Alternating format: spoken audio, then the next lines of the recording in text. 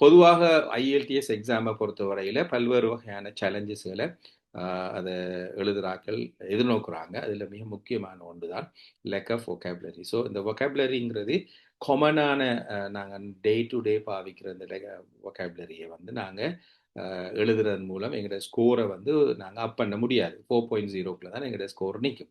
இப்போ எங்களோட ஸ்கோரை நாங்கள் கூட்டிக் கொள்ளணுமாக இருந்தால் நீங்கள் 6.0 அபோவ் நீங்கள் எடுக்கணுமாக இருந்தால் கட்டாயம் லெஸ் காமன் வேர்ட்ஸை நாங்கள் கூடுதலாக அப்போ நார்மலாக பாவிக்காமல் நாங்கள் லெஸ் காமன்லி யூஸ் பண்ணக்கூடிய அந்த வேர்ட்ஸில் நீங்கள் என்ன செய்யணும், லேர்ன் பண்ணி அதை பாவிக்கணும். உதாரணத்துக்கு குட்னு சொல்லாமலுக்கு நீங்கள் சூப்பர்ப்னு சொல்கிறது. அதே போல் உங்களோட டைம் மேனேஜ்மெண்ட் மிக முக்கியமானது. இது ஒரு சேலஞ்ச். பொதுவாக 1 ஹவருக்குள்ள டாஸ்க் 1 பொறுத்தவரையில் 150 சொல் நீங்கள் எழுதணும், டிஸ்கிரிப்டிவ் ரைட்டிங் அதே அல்லது லெட்டர் ரைட்டிங். அதே நேரத்தில் டாஸ்க் 2 பொறுத்தவரை லேசர் ரைட்டிங் 250 வேர்ட்ஸ் நீங்கள் எழுதணும். இது எல்லாமே வந்து நீங்கள் மேனேஜ் பண்ணணும் 60 மினிட்ஸுக்குள்ளே. அவங்க எதிர்பார்க்குற கேள்விகளை அந்த கேள்வி டைப்புக்குள்ளே அந்த விளங்கி அதுக்குரிய பொருத்தமான ஸ்ட்ரக்சரை பயன்படுத்தி அதை வசனங்களை வந்து நீங்கள் அமைக்கல அட்வான்ஸ் சென்டென்ஸ் ஸ்ட்ரக்சருக்குள்ளே அட்வான்ஸ் vocabularyயை பாவிச்சு நீங்கள் எழுதும்போது உங்களுக்கான அந்த ரைட்டிங் மார்க்ஸ் வந்து இம்ப்ரூவ் ஆகிறதுக்கான சந்தர்ப்பம் இருக்குது. பொதுவாக டைம் மேனேஜ்மெண்ட் மிக முக்கியமானது. அதே போல் ரீடிங்கை பொறுத்தவரையில் டைம் மேனேஜ்மெண்ட் மிக முக்கியமானது.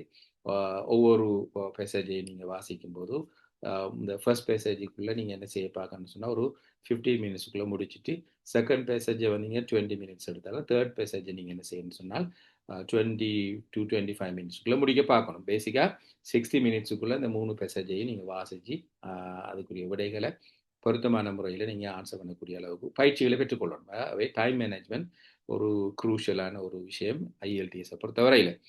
அடுத்தது ஸ்ட்ரகிளிங் டு ஸ்பீக் ஃப்ளூவெண்ட்லி. உங்களுக்கு 6.0க்கு மேலே நீங்கள் எடுக்கணுமாக இருந்தால் உங்களோட ஆக்சென்ட்டை பிரிட்டிஷ் இங்கிலீஷுக்கு பொதுவாக ஈக்குவலாக கொண்டு வரக்கூடியது. ஒரு பிரிட்டிஷ் ஆக்சென்ட்டை ஒரு நேட்டிவ் ஸ்பீக்கர் ஆக்சென்ட்டுக்கு நீங்கள் க்ளோஸ்லி நீங்கள் வரக்கூடிய அளவுக்கு உங்களோட ஆக்சென்ட்டை நீங்கள் வளர்த்து கொள்ளணும். குறிப்பாக உங்களோட word stress, sentence stress, connected speech, intonation patterns இதெல்லாம் வந்து சரியாக இருக்கணும். அதே போல் நீங்கள் ஃப்ளோவை மெயின்டைன் பண்ணணும். கண்டினியூஸாக பேசக்கூடிய அந்த ஃப்ளோவை மெயின்டைன் பண்ணணும்.